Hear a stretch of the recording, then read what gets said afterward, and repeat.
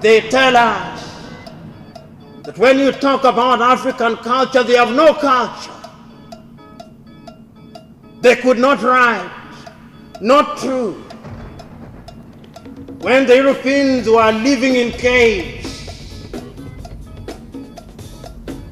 we already had the Benin Empire, longer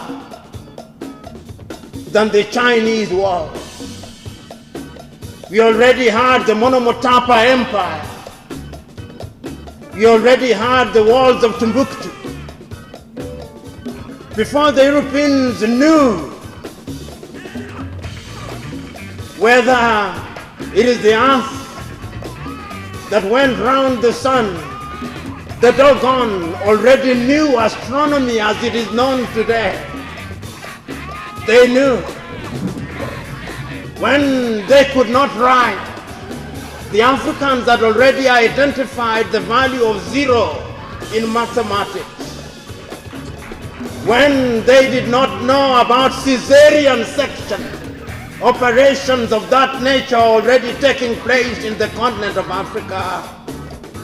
When they were dying in snow and in ice, in Ethiopia, in Axum, they were already building the underground edifices in Lalibela. They were building pyramids in Sudan and in Egypt. There were already libraries in Carthage. Pythagoras and all these people were already learning their philosophy from Orunmila among the Yoruba. We were there. We had a culture that was complete with science, complete with mathematics, complete with the arts. And when they say we have no art, they forget that they have stolen all of them and they are to be found in the museums in Europe. If we had no culture and if we could not do the things they say we could not do, why were they plundering the things that they plundered? Why? How to pray in African spirituality, no more begging. First, unlearn colonized prayer. Christianity taught us to beg for forgiveness, call ourselves sinners, submit to an outside force. African spirituality teaches, you are divine. Your ancestors walk with you. The Creator is within, not above. Step 1, know who you're speaking to. In African spirituality, you're not praying to a god in the sky. You're connecting with the Creator, Olodumare, Ama, Nzambi, etc. Nature, your Ori, spiritual consciousness, your ancestors, Orisha or guiding spirits, like Ogun, Imoja, Eshu. Step 2, prayer is alignment, not worship.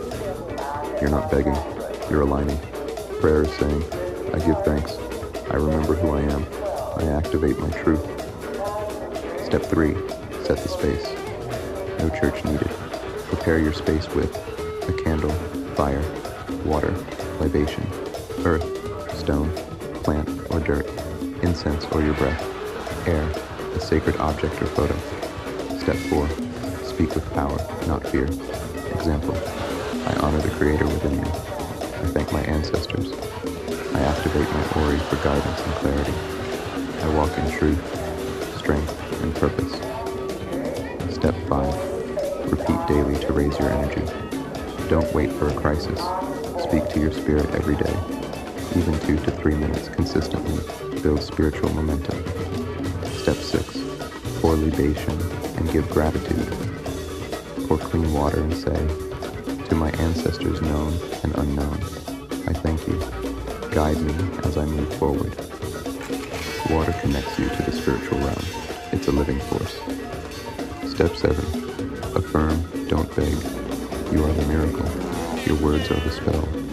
Say, I speak protection. I speak clarity. I speak abundance. I create with my voice. Step 8, use night prayer for reflection before sleep. I return to spirit tonight. May my soul receive wisdom. May my dreams reveal what I need to know. Your dreams are sacred messages. Step 9, morning prayer for direction upon waking. I rise in power. My path is clear. My energy is aligned. I walk with the strength of my lineage. Speak this into your day before anything else. Step 10. End with Ashe, not Amen. Ashe means, so it is. Let it manifest. It is done. It seals your words with power and intention. Final word. You are not a sinner asking to be saved. You are a divine being remembering your power. You don't need to go outside yourself. You are the altar. You are the prayer. You are the connection. Speak.